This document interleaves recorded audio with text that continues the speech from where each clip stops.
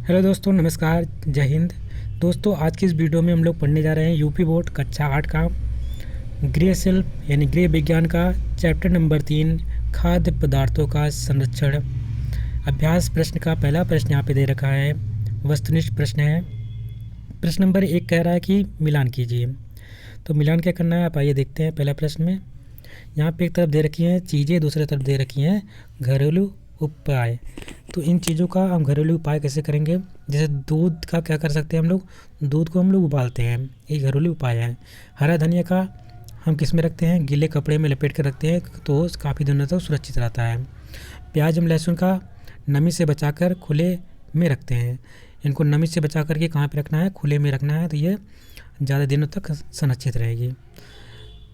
अच्छा, एक चीज़ हम बता देना चाहते हैं शुरुआत में, संरक्षण और परिरक्षण अभी आगे आपको देखने मिलेगा। एक परिरक्षण होता है, एक आपका संरक्षण होता है।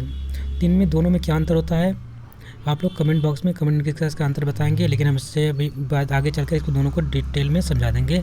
संरक्षण किसे कहेंगे और परिरक्षण किसके कहते हैं। प्रश्न नंबर 2 है, निम्नलिखित वाक्यों के आगे सही के सामने सही तथा गलत के आगे गलत का निशान लगाएं।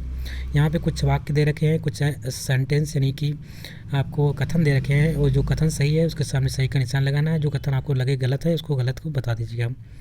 जैसे कि पहला कथन दे रखा है 0 अंश तापक्रम पर जीवाणु सक्रिय हो जाते हैं, तो ये बात बिल्कुल गलत है।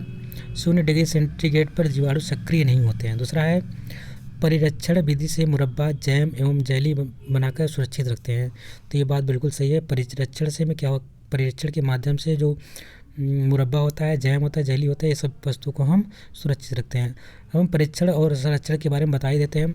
संरक्षण ऐसी चीज़ होती है कि जो हम किसी वस्तु को उसी फॉर्म में, यानी उसको कुछ ना किए, अगर उसी रूप में संरक्षित किए हैं, संरक्षित किए हैं, तो उसको हम बोलते हैं संरक्षण। जैसे कि अगर हमें मसाले होते हैं, लाल मिर्च है, लाल मिर्च को सुखा करके किसी डिब्बे में डाल देना, मसालों को किसी डिब्बे में, वायुरोधी डिब्बे में बंद करके काफ़ी दिनों तक इस्तेमाल कर सकते हैं। ये हमारा संरक्षण कहलाता है। जिससे हमारे कुछ संरक्षित क्षेत्र भी होते हैं, जैसे कि आपने सुना होगा इस संरक्षित क्षेत्र में इससे यहाँ पे नहीं जाना चाहिए। तो वहाँ पे मतलब कि पहले से सरकार ने यूनेस्को द्वारा, एक यूनेस्को धरोहर संस्था है, यूनेस्को द्वारा आपसे कुछ चीज़ें धरोहर के रूप में संरक्षित कर दी गई हैं कि ये बहुत पुरानी है, इनको ज़्यादा छेड़छाड़ नहीं करना, इसको टच नहीं करना है। ये काफ़ी दिनों तक अगर टच करेंगे तो ख़राब हो जाएंगी, अगर नहीं टच करेंगे तो काफ़ी दिनों तक इसी प्रकार से सुरक्षित रहेंगे। तो ये हमारा संरक्षण की बात हो गई, यानी जो वस्तु जिस मूल अवस्था में है, मूल अवस्था में उसको उसी प्रकार से संरक्षित कर ले, ये हमारा संरक्षण कहलाता है। लेकिन परिरक्षण क्या होता है? परिरक्षण की अगर बात करते हैं तो परिरक्षण हमारे यह होता है कि कोई अगर वस्तु है, कि कोई अगर आपका वस्तु या कोई चीज़ है, जैसे कि आम है या मुरब्बा आला है, तो उसको थोड़ा सा कुछ मटेरियल मिला करके या उसको कुछ काट पीट करके कुछ नया चीज़ तैयार करके वो एक जो उसको काफ़ी दिनों तक सुरक्षित रखते हैं, तो ये चीज़ हमारा क्या कहलाता है? परिरक्षण कहलाता है। जैसे अगर हम आंवलों को लिए, आंवले का मुरब्बा बना लिया, मुरब्बे में कई चीज़ मटेरियल मिलाएं, मटेरियल मिला के क्या कर लिए, उसको मुरब्बा बना के किसी बर्तन में रख दिया, तो काफ़ी दिनों तक परिरक्षित रहेगा, सुरक्षित रहेगा, इसको बोलेंगे परिरक्षण। दूसरा है, आम का हम अचार बना दें, आम को काटेंगे, उसको अचार बनाएंगे, अचार काफ़ी दिनों तक बना रहता है उसी प्रकार से, तो हमारा भी परिरक्षण के अंतर्गत आता है। जेली हम बनाते हैं, सेब का जेली बनाते हैं, अलग अलग चीज़ों का जेली बनाते हैं, तो जी हमारा भी जैम होता है, जेली होता है। ये सब क्या है कि जो मूल रूप नहीं था इसका, क्योंकि हमने मूल रूप तो वही था, उसको काट पीट के कुछ अलग बना दिया, कुछ उसमें मटेरियल मिला के कुछ नया चीज़ बना दिया, तो ये हमारा क्या होता है कि हमारा परिरक्षण होता है। लेकिन हम उसी फॉर्म में उसी चीज़ को, जैसे मसाले होते हैं, मसालों को हम क्या किए, किसी वायुबंद रोधी बॉक्स में रख करके उसको काफ़ी दिन तक सुरक्षित रख सकते हैं, तो ये हमारा क्या कहलाता है? संरक्षण और परिरक्षण में अंतर दोनों का। अब कोई दिक्कत नहीं होगी। संरक्षण, अगर आपसे संरक्षण पूछा जाता है तो क्या बता सकते हैं? क्या आपसे परिरक्षण पूछा जाता है तब बता सकते हैं? बिल्कुल बता सकते हैं। अगला प्रश्न है प्रश्न नंबर 2, लघु उत्तरीय प्रश्न। इसमें पूछ रहा है फ्यूमिगेशन विधि में किस चीज़ का प्रयोग करते हैं? तो फ्यूमिगेशन की बात करते हैं तो इसमें लिखेंगे फ्यूमिगेशन विधि में एथाइलिन डाइब्रोमाइड, एथाइलिन ट्राइक्लोराइड एवं कार्बन टेट्राक्लोराइड जैसे रसायनों का प्रयोग करते हैं। कार्बन टेट्राक्लोराइड जो होता है बच्चों ने, CH4, ये सब आपके रसायन होते हैं, और इसका हम किस में इस्तेमाल करते हैं? फ्यूमिगेशन विधि में इसका हम लोग इस्तेमाल करते हैं। शीघ्र नष्ट होने वाले पदार्थों के नाम लिखिए। कौन से पदार्थ ऐसे हैं जो शीघ्र नष्ट हो जाते हैं यानी कि खराब हो जाते हैं। तो हम बात करते हैं शीघ्र नष्ट वाले में। सबसे पहला पॉइंट है, इसमें ध्यान रखेंगे इस समूह में ऐसे भोज्य पदार्थ आते हैं जो अधिक नमी युक्त होते हैं, यानी कि वो पदार्थ आएंगे जिसमें अधिक नमी रहती है। जैसे कि आपके दूध है, नमी युक्त होता है, दही है, फल है, सब्जियां हैं, अंडा है, मांस है, मछली है। ये सब क्या होते हैं कि इसमें नमी ज़्यादा रहती है, इसके कारण ये क्या होता है बहुत जल्दी ख़राब हो जाते हैं और इनका हम संरक्षण भी नहीं कर सकते हैं। ना तो इनका हम संरक्षण कर सकते हैं, ना ही परिरक्षण भी कर सकते हैं। क्योंकि दूध से हम पनीर बनाएंगे तो पनीर कुछ दिन तक रहता है, फिर ख़राब हो जाता है। ठीक है, दही बनने का जानते हो, कुछ दिन दही सही रहती है, फिर कभी भी ख़राब होने लगती है। फल तो सड़ ही जाते हैं, फल में पके हुए फल सड़ जाते हैं। लेकिन हाँ, फल में एक आपका अचार है, आम है, अगर वो कच्चा है तो कच्चे का आप अचार बना सकते हैं, या जैम बना सकते हैं, जेली बना सकते हैं। तो इनका परिरक्षण किया जा सकता है, कुछ लोग का नहीं कर सकते हैं। अगला प्रश्न, प्रश्न नंबर 3 कहता है कि घरेलू विधि में पदार्थों को संरक्षण कैसे करते हैं। यहाँ पे संरक्षण की बात आ गई है, तो यहाँ पे उसमें पूरा आपको डिटेल मिल जाएगा। तो उत्तर में लिखेंगे, इस विधि में लाल मिर्च व सूखी नीम की पत्तियों को अनाज में मिलाकर के वायु रुद्ध बंद डिब्बे में पैक करके मसाले, मेवे आदि को सुरक्षित रखने का सबसे अच्छा तरीका है उन्हें धूप दिखाकर ऐसे डिब्बे में पैक करके रखें जिनमें नमी व वायु ना जा सके। तो आपने देखा, आप इसके माध्यम से मसाले हो सकते हैं, मेवे हो सकते हैं, जैसे काजू बादाम, ये सब जो होते हैं इनको काफ़ी दिनों तक सुरक्षित रख सकते हैं। कैसे कि उसमें आपको लाल मिर्च डाल दीजिए, कुछ ऐसे चीज़ें हैं जो खाद्य अनाजें होती हैं उसमें लाल मिर्च डाल सकते हैं आप अनाजों में। और क्या नाम है कि सूखी नीम की जो सूखी पत्ती है उसको डाल सकते हैं। इससे क्या होता है, इसमें कीटाणु नहीं लगते हैं और हमारा जो खाद्य पदार्थ होता है काफ़ी दिनों तक संरक्षित रहता है, सुरक्षित रहता है। लेकिन परिरक्षण और संरक्षण में काफ़ी डिफरेंस होता है, तो उसका हमने अंतर दोनों में पहले समझा दिया है, तो आप लोग ध्यान रखेंगे इसको।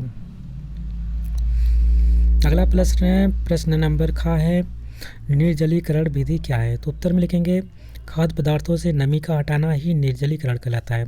कोई ऐसा पदार्थ है जिसमें से हम जल को निकाल लें, यानी इसमें से जल की मात्रा किसी भी विधि द्वारा निकाल लें, तो वो हमारा जो विधि कहलाता है क्या कहलाता है, निर्जलीकरण कहलाता है। इस विधि में खाद्य सामग्री में उपस्थित नमी धूप के माध्यम से सुखाकर निकाल दी जाती है। जब खाद्य पदार्थों में नमी नहीं रहती तो जीवाणु, कवक व एवं एंजाइम सक्रिय नहीं हो पाते एवं खाद्य पदार्थ सुरक्षित रहता है। तो ये भी आपका एक माध्यम है, निर्जलीकरण कर दीजिए, इससे भी आप पदार्थों को सुरक्षित कर सकते हैं। इसमें क्या करना है कि आपको जो खाद्य पदार्थ है उसको धूप में सुखा दीजिए, तो उसमें से नमी खत्म हो जाएगी। नमी जब खत्म हो जाएगी तो आप इसमें जीवाणु, कवक एवं एंजाइम सक्रिय नहीं हो पाएंगे। जब सक्रिय नहीं हो पाएंगे तो हमारा पदार्थ भी खराब नहीं होगा और काफ़ी दिनों तक वो सुरक्षित रह सकता है। अगला प्रश्न है, प्रश्न नंबर 4 है, भोजन बर्बाद ना हो इसके लिए आप क्या करेंगे। तो उत्तर में लिखेंगे, अधिकांशतः देखा जाता है कि अनेक घरों, होटलों, दावतों आदि में अधिक भोजन लेकर उसे फेंक दिया जाता है। ऐसा कदापि ना करें, बचे भोजन को गरीबों में बांट दें तथा पशु पक्षियों को खिला देना चाहिए। थाली में आवश्यकता से अधिक भोजन ना लें। तो आपको ध्यान रखना है, आप लोग अक्सर जाते हैं, शादी विवाह में जाते हैं या किसी पार्टी में जाते हैं, तो वहाँ पे आप लोग शुरुआत में देखते हैं ये चीज़ बना, ढेर सारा आप लोग अपने प्लेट में सबको इकट्ठा कर लेते हैं। लेकिन 1-2 कवर खाने के बाद आप क्या करते हैं कि उसको ले जाकर फेंक देते हैं। तो इससे क्या होता है, भोजन खराब, वो क्या हो रहा है कि भोजन आपका बर्बाद हो रहा है। इससे अच्छा है कि अब जितना आपको खाने की इच्छा हो थोड़ा थोड़ा लीजिए। आपको सभी चीज़ खाना है तो थोड़ा सा लीजिए, ख़त्म करिए उसको, फिर जाकर लीजिए, 10 बार लीजिए, कोई दिक्कत नहीं है, लेकिन एक ही बार में नहीं लेना है। दूसरा क्या है कि जो बच जाता है भोजन उसको फेंके ना। बहुत लोग के यहाँ ज़्यादा खाना बच जाता है तो क्या करते हैं, उसको फेंके ना, आप ले जाइए किसी आसपास में। आजकल के कई शहरों में तो कई संस्थाएं चल रही है जिसका अगर खाना बच जाता है तो उसके पास कॉल करिए, वो खुद आएंगे तुम्हारे खाने लेके जाएंगे और वहाँ पे अपने वो लोग NGO चलाते हैं, NGO में वो खाना बांट देते हैं। सेकेंड डे क्या है कि अपने अगर खाना बच गया तो जो कोई आपके सब जगह गरीब होते हैं, सब जगह अमीर होते हैं, सब जगह मिडिल क्लास के होते हैं, तो आपको ध्यान रखना है जो गरीब हैं उनके यहाँ भोजन पहुँचा दीजिए, क्योंकि टाइम का उनको भोजन मिलेगा तो आपको बहुत ही वो लोग आपको सारा क्या नाम है कि दुआ देंगे आपको। तब ये सब चीज़ें आपको ध्यान रखना है। आगे चल के आपको लोग भी बच्चे हैं अभी, लेकिन ऐसा समय आपको भी देखने को मिलेगा, तो ये सब चीज़ों पे आप लोग भी थोड़े धीरे अभी से प्रयास करना शुरू कर दीजिए। अपने समाज को लेकर चलिए, अपने गांव परिवार को लेकर के चलिए, ये सब चीज़ें आपके लिए बहुत ही इंपॉर्टेंट है।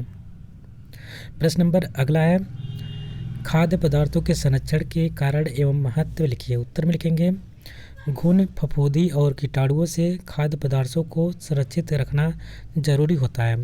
बिना मौसम वाले फलों एवं सब्जियों की उपलब्धता के लिए संरक्षण आवश्यक है।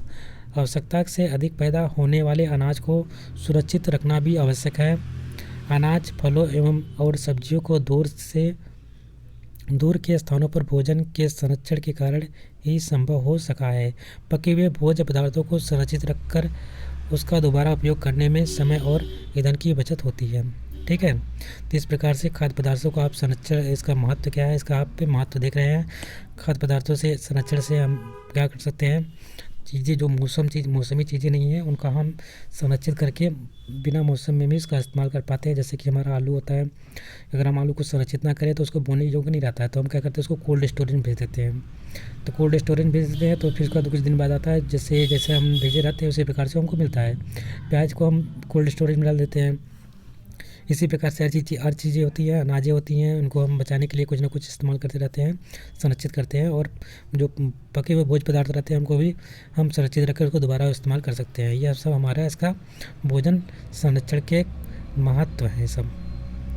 इसी साथ ये चैप्टर कंप्लीट होता है। आशा करते हैं आपको वीडियो पसंद आई होगी। अगर आपको वीडियो अच्छी लगी इसको लाइक करिएगा, शेयर करिएगा, चैनल पर नए हैं तो चैनल को सब्सक्राइब कर लीजिएगा। साथ ही साथ बेल आइकन को भी प्रेस कर दीजिएगा, क्योंकि जब भी हम कोई वीडियो अपलोड करेंगे तो उसका नोटिफिकेशन आप तक पहुँच सकेगा। थैंक यू, मिलते हैं एक नए वीडियो में, तब तक के लिए नमस्कार, जय हिंद।